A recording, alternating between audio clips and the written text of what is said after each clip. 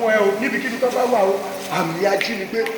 Every sign of kidnapper lára mi lára àwọn ọmọ mi. in my body. ẹ parẹ́ nípa ẹ̀jẹ̀ Jésù. It's leg up by the blood of ẹ̀yin Jesus. àmì ajínigbé No sign of the tí wọ́n fi kidnapper sí wa lára that have been placed. tó lè mú kí n máa san ohun tí mi ò jẹ. That allow me to be parẹ́ dànù àdúrà.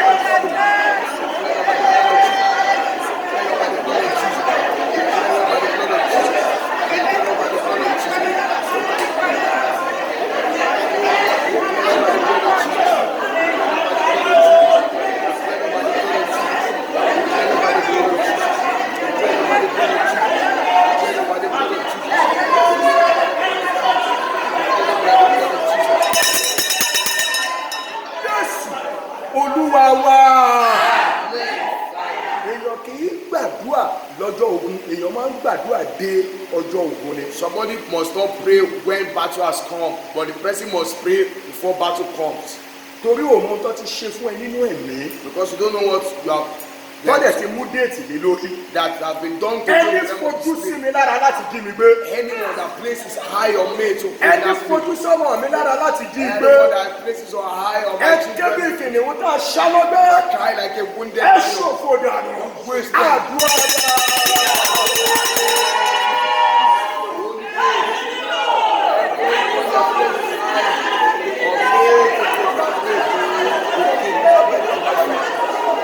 Ẹ ṣòfò dànù.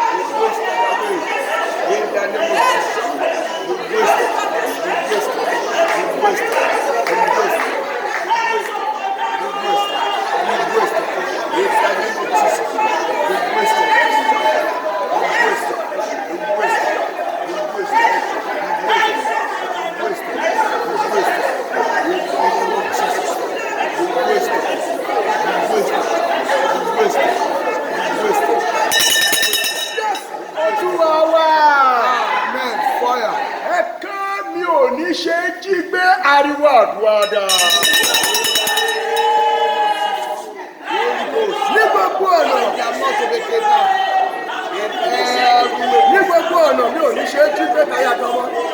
In the name of Jesus. I am not to be kidnapped. My family is not to be kidnapped. In the name of Jesus. I am not to be kidnapped. In the name of Jesus. I am not to be kidnapped. In the name of Jesus. My family is not to be kidnapped. In the name of Jesus. I am not to be kidnapped. I am not to be kidnapped. I am not to be kidnapped. I will not be kidnapped. My father will not be kidnapped. Ẹ nà án sókè kẹ́kẹ́ pé ara mi padà níbi tí a ti jí mi níbi tí a ti jí mi tà sí. Níbi tí a ti jí mi tà sí. Wọ́n á pariwo ara mi padà. Ariwo àdúrà.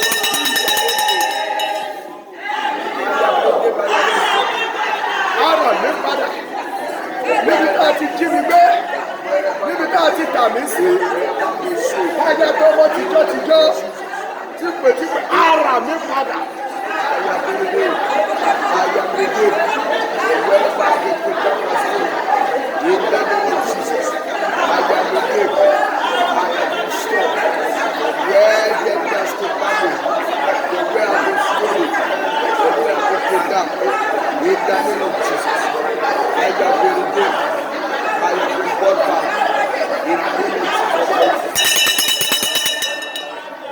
Ẹ ṣí àmì abiyamọ àmì mẹ́sàn-án ni. Motherhood area. Gbogbo ibi tí wọ́n ti jí wa gbé, gbogbo ibi tí wọ́n ti tà wá sí, nípa tara nípa tẹ̀mí, nítorí ẹ̀jẹ̀ ọmọ bíbí kan ṣoṣo ti Jésù Kristi Olúwa, ara wa padà.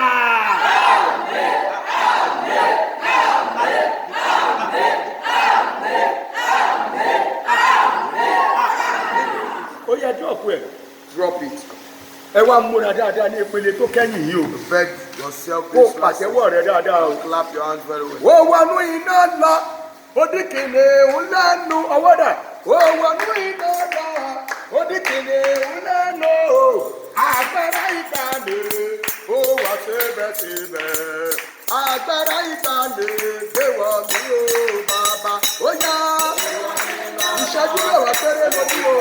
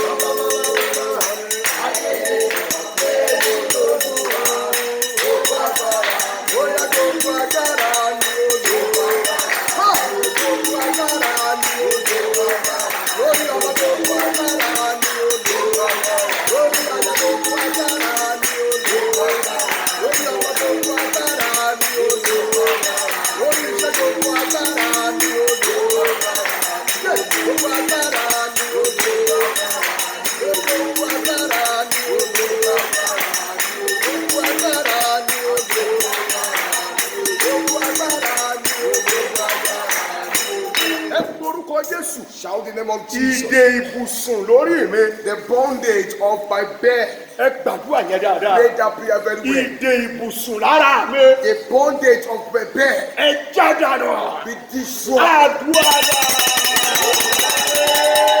Jesus Holy Ghost. The bondage of my bed.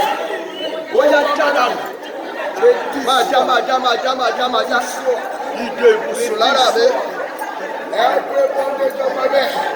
Upon my life. ìdè ibùsùn lára mi. In the name of Jesus. ó yá máa já o. máa já o. máa já o. máa já o. ìdè ibùsùn lára mi. ó yá máa já. ó yá máa já. lára mi. àyà tọmọ. máa já o. máa já. máa já. máa já. máa já. máa já. Yes, Olúwa wa. Amen. Fire. Ohun tá a mú lára mi tá a ń lò. Whatever has been taken from me that is being used. Wá ká. You will cry. Ẹ dá padà. Return it back to me. Ohun tá a mú lára mi tá a ń lò. Ẹ dá padà. Ẹ dá padà. Ẹ dá padà. Ohun tá a mú lára mi tá a yà tó. Wá ṣe ká dá padà.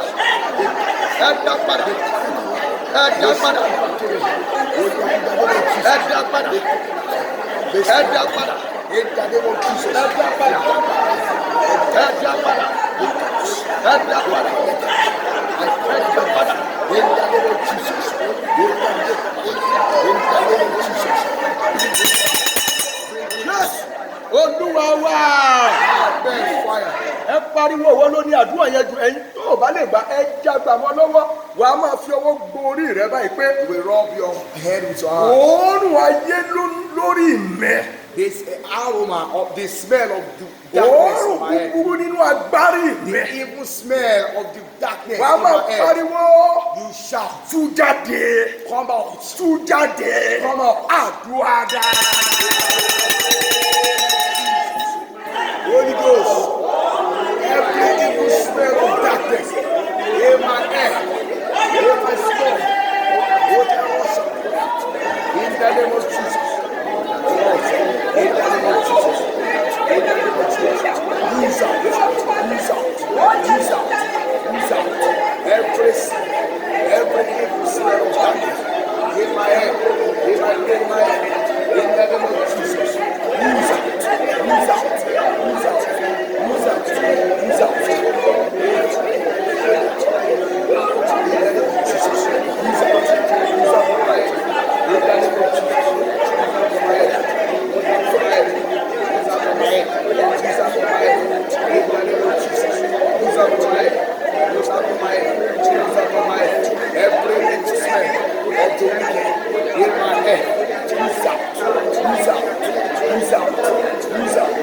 Use out. Yes! Olúwa wa! Ẹ ké bí àrá. Shout like thunder. Olúwa sọ fún mi pé ká gba àdúrà yìí. Lord told me to pray for us to pray this prayer. Pé ọfà tako dínà. The arrow of blockage of way. Mo wá ń béèrè lọ́wọ́ Ọlọ́run pé kí ni tako dínà? I was asking the Lord, what is the meaning?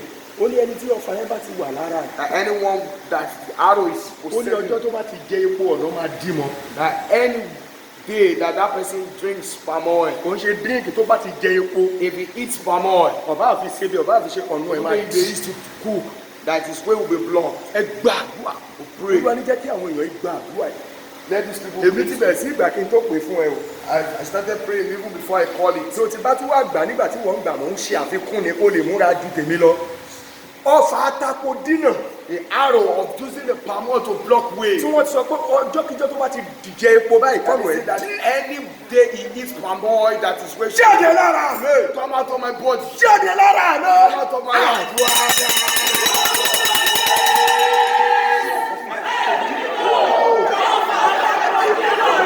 Every arrow of the using of palm oil can block the way.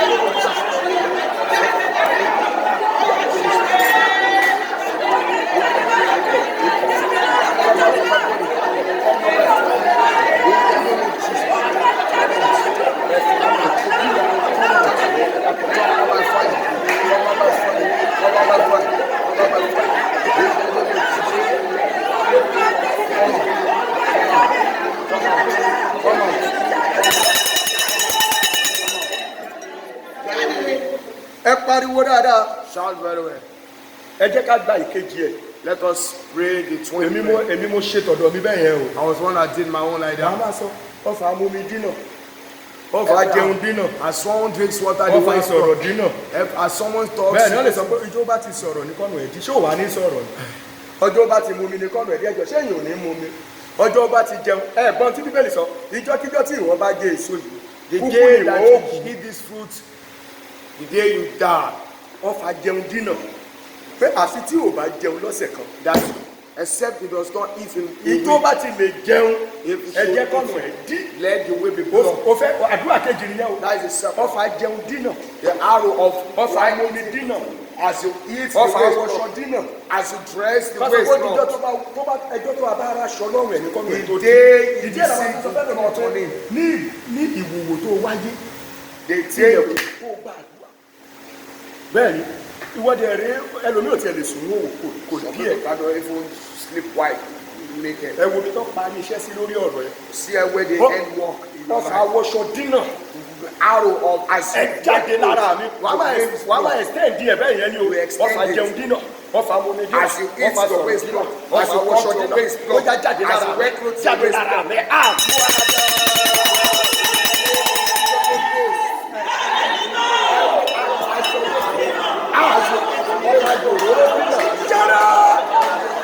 As you eat while the waist block, as you eat from while the waist block, as you walk the waist block, as you talk the waist block, as you sleep the waist block, in the name of Jesus.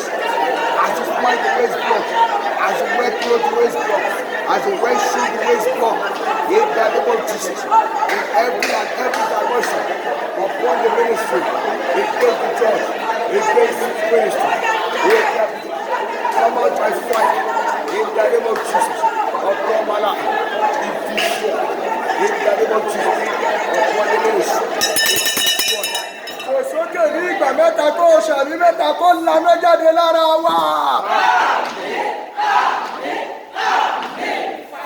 Ìgbà mẹ́ta ni kó pariwo àdúrà yìí. Ọ̀pọ̀lọpọ̀ ọfà lára mi. multivarious arrows in my body. Bó o mọ mi ọfà lè wọlé. If you Bó o drink jẹun water, ọfà lè arrow wọlé. can come and Bó o you wọṣọ eat. ọfà lè wọlé. Arrow can Bó o come. gbàdúgbò kọkọjá ọ lè rán ọfà sí Pass ọ. a neighbor. Ọ̀pọ̀lọpọ̀ ọfà lára mi. Multivarious Ó arrows yá in my body. gbiná jáde. Àdúrà.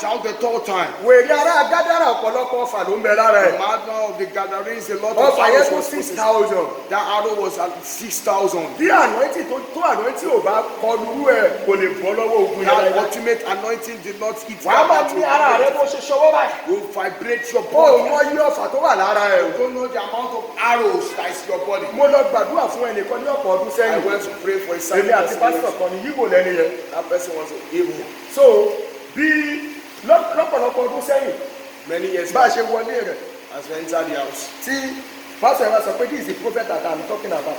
this is the prophet. Èyí ni Ó wòlíì wá tí mo bá ẹ sọ. ó wá wò mí látòkè délẹ̀ wá. And now look at me from Ọ̀pọ̀rọ̀ àwọn down. olówó yẹn gbà mí pé ogun ayé tiẹ̀ tí ìṣẹ́ tó tí ìṣẹ́ tó wá fẹ́ wá ṣẹ́ tọ̀dọ̀ tèmi. Ó kọ̀ wò mí báyìí. Okay, pastor, you are welcome. Anyone on the pastor, you are welcome. You are welcome. The one one day when you Was asking the prophet that see you back. yes, of course, you are. I said yes. Mo bá sọ fún mo bá kọjú sí you bí mi. I was angry in the spirit and I faced him. Mo ní madam, I don't have time. That Yami Onyakoko. Mo ní the Lord told me that. Pé Olúwa sọ fún mi Pé wípé ogun tó wà nínú ayé ẹ̀. pé the battle in Láti your life ọdún mẹ́ta ló ti wọnú is ayé. from 3 years that it entered. Orí ìdodo yẹn dẹ̀ lógún yẹn dúró sí. And it's from that abdominal region Mo that pa á láṣẹ. I command. Ó jáde mẹ́. Come out of that Ó place. ké látẹnu ọ̀nà yẹn. From Ó the ṣubú door. nílẹ̀ gbáà.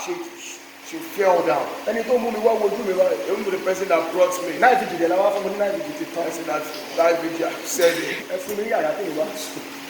Give me the room I'm Mo sleeping. ní àbí ń tó ọ̀tá bá wà ní. Ìgbà tó wá jí. When she will wake up, That one is true. he sees you. Will turn. Someone has told me. But I Any don't condition. believe. You are the second one. Kí ló kàn mí pẹ̀lú ẹ fẹ́ mi yàrá kí mi sùn tèmi mi ò ráyè nonsense. Ẹ ká ọ̀pọ̀lọpọ̀ fà. Multivarious arrows. Tó bẹ̀rẹ̀ ara mi. That is a my body. Jẹ̀rẹ̀ àlàmú. No allow me Ó to tún see. níwọ̀n bá tó wà lára mi. This is pursuing the many that. Yọ̀yọ̀! Come on!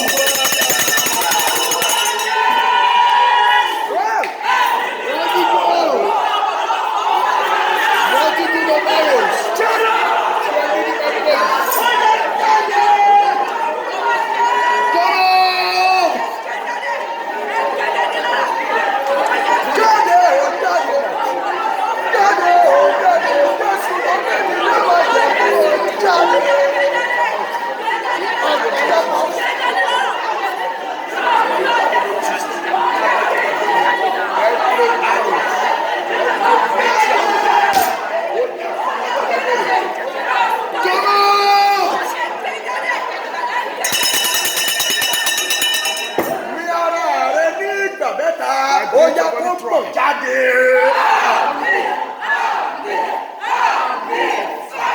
Lọ́wọ́ méjèèjì rẹ̀ ó kù ìṣẹ́jú méjì. Ayé mi tètè fọ̀hún ọjọ́ lọ. A tún ti wà ní oṣù karùn-ún ti fẹ́ parí. Ayé mi tètè fọ̀hún ọjọ́ lọ. Sọ̀rọ̀, a kì í náwó. Yé! A kì í rà mọ́tò lóde ọ̀run. Ayé mi tètè fọ̀hún ọjọ́ lọ. Ó lọ nígbà kejì wọ́n fojú olówó wẹ̀ ṣùgbọ́n òní kọ́ bọ̀ ṣíṣì aláàdọ́jọ òní lákàntì. Ẹ wá wo àwọn tó ń fojú olówó wòyàn yẹn tí ó bá bẹ́ẹ̀ fún ọ̀lọ́wọ́ tó ò bá ṣe wá gbógun tì ẹ́ because wọn ò ní bìlíìfù ẹ wọ́n ní ìgbó ló ń pa kò fi ẹ̀hẹ́ kùn mi ni wò ó ibi tí máa wò ó ó ti kún ogun tí n tún máa jà lẹ́nu wò ó kò dẹ̀ sí. Ayé mi tètè fọ̀hún ọjọ́ lọ ẹ sọ̀rọ̀.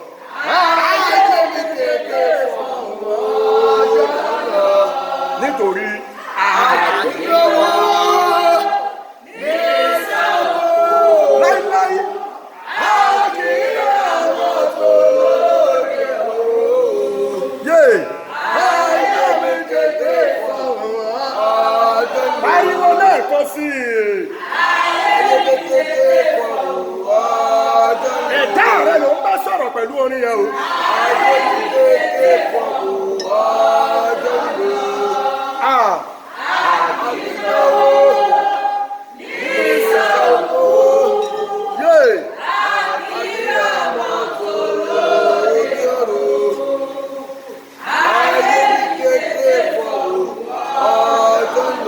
Ìwọ tó máa ń bára rẹ ní ìhòòhò gbàdúrà yìí dáadáa.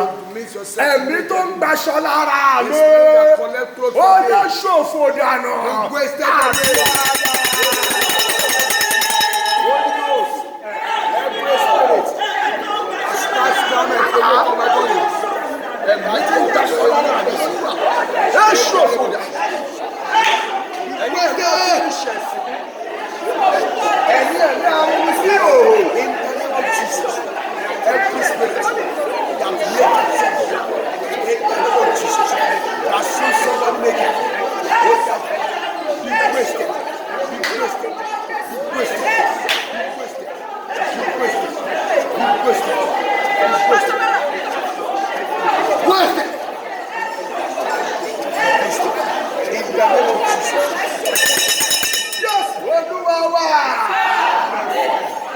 fún ìṣẹ́jú kan.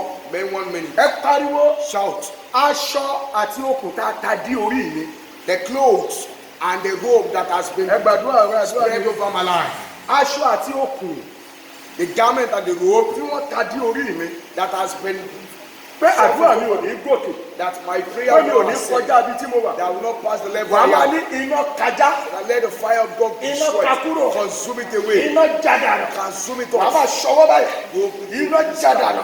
Let the fire of Iná God ta dí ojú ọ̀run mi. that has been used to Iná cover my ta heaven, dí ìṣẹ̀dá ìràwọ̀ mi. to cover my star. Iná kádànù. Let the fire of God Ojú consume it. ọ̀dún ọ̀dọ̀. Ó yá o. Every garment and robe Àkókò àdáṣọ lójú ọ̀run mi. Lórí ìràwọ̀ ṣùpá òun mi. Iná ká kúrò. Iná kádànù. Iná kádànù. let the fire of God consume it. I go and follow the Lord consume this to make a rope cloud. Àpẹẹrẹ fìdí ẹ̀ lọ́wọ́ bá ti jẹ́ ẹ̀yà láti pa iṣẹ́ ìṣòro. I can send God manifest to destroy the works of the enemy. In the name of Jesus, return my God into fire and this garment and rope and those people and it consume them. In the name of Jesus. Yes, Olúwa wa. Amen. Fire. Ó kú àbọ̀ ìṣẹ́jú kí àṣẹ tó jáde sí ọ lára. Ẹ̀kẹ́. Shout. Ọfà àbámọ̀ àti òṣì.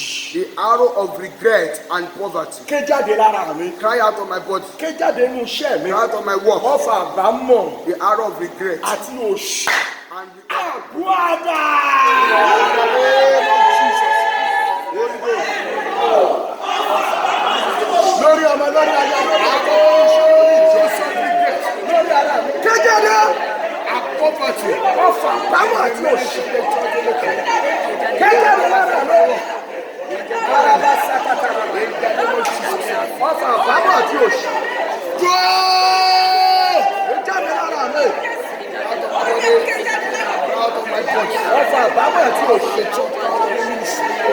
In the name of Jesus. Ọfà àbámọ̀ àti òṣì. I have every arrows of regret. Ó bá dẹ̀ gbàdúrà yẹn dáadáa. Cross! In the name of Jesus.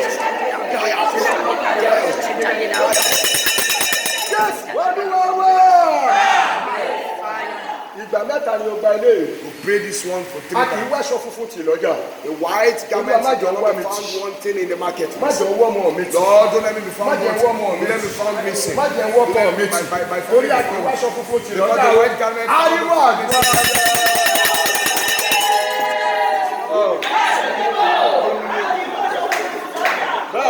the white clothes have been found missing in the marketplace. I will not be found missing.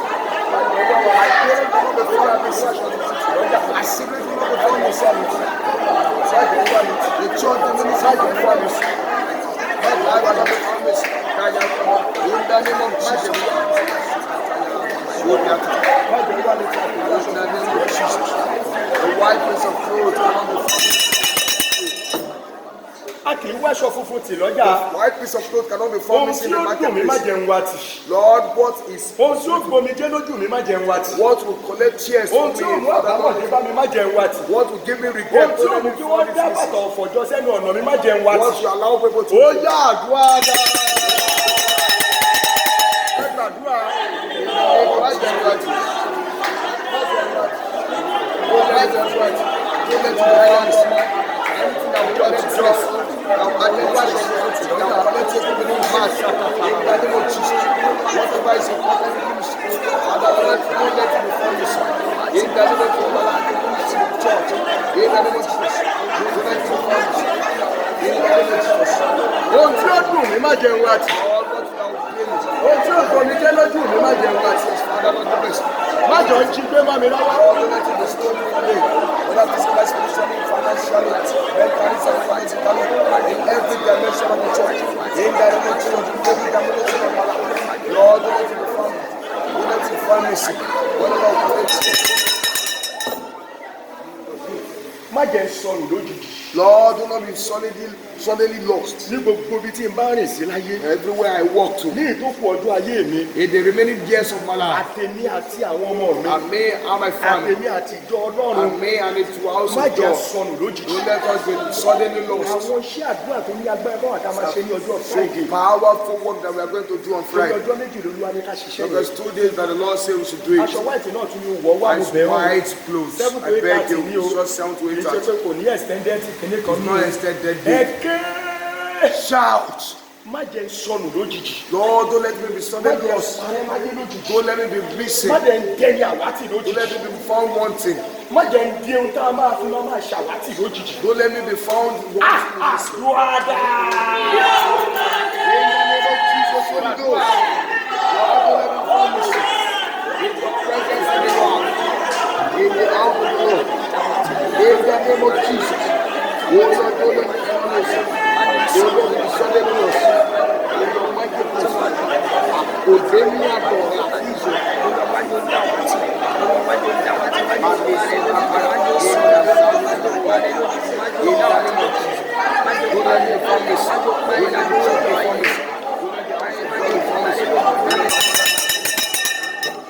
Ẹnàwọ́ ọ̀tún sókè. Gbogbo àwọn tó wà ní oko ajínigbé. Those in the field Olúwa lọ of fọwọ́ agbára gbà wọ́n jáde. Lord, use your mighty Ẹ̀mí Ọlọ́run hands. sọ sí lẹ́kọ̀ọ́ pé ká fàdúrà ràn wọ́n lọ́wọ́. The Holy Spirit of God Gbogbo does àwọn tó say, ti kó sákàtà àwọn ajínigbé. those that are in the custody of the kidnappers, Níbikíbi tí wọ́n wà lórílẹ̀‐èdè wherever Nàìjíríà they àti are àgbáyé. in Nigeria and the whole wide world, Olúwa jàbí ìjì. Father, fight like one wing, Jàbí Ọlọ́run. fight like God. Lọ gbà wọ́n jáde ní gbogbo ọ̀nà. Go and save them Gbogbo out. tó lè lò láti fi gbà wọ́n. Whatever you can use to save them, Lọ gbà wọ́n. go and save them. Fàrà gbà wọ́n. Use Tìǹbà thunder. gbà wọ́n. Use fire. Tìjì gbà wọ́n. Use war wind. Fagbára rẹ̀ gbà wọ́n. Use your Ó power. jẹ́ àdúrà bẹ́ẹ̀.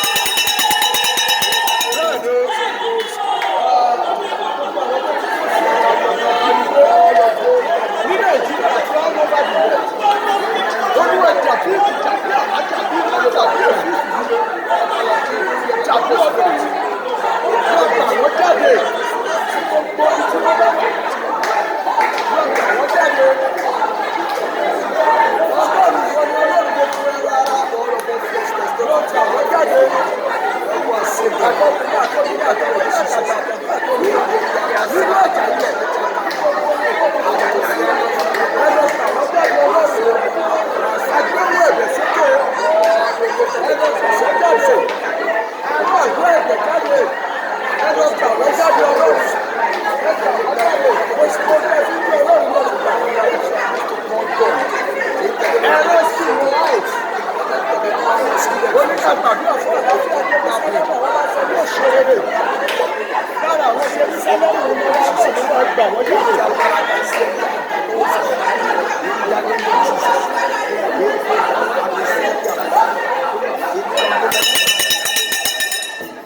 Ẹnu ọmọ méjèèjì yìí sókè kẹ́kọ̀ọ́ orin ẹyọ kan yìí. Màá wá rán àṣẹ sínú ayé rẹ̀. Òwò lè má mọ̀ ṣùgbọ́n tẹ́tí pé mo gbọ́ ní ẹjẹ́ kankan pé ṣílẹ̀kùn ògo rẹ̀ o. Ẹ̀mí Olúwa ni o bá ti ń kọrin òun máa rán ògo sínú ayé ẹ̀. Ṣílẹ̀kùn ògo rẹ̀ o. Ṣílẹ̀kùn ògo rẹ̀ o. Ṣílẹ̀kùn ògo rẹ̀ o. Ẹ parí orin yẹn.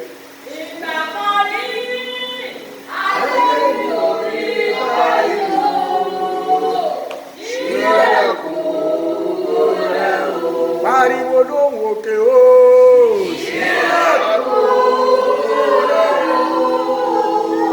Bàbá mi. Ògo láyé rẹ nílò láyé mi nílò. Ẹni ológo ayé kì í ràn lọ́wọ́.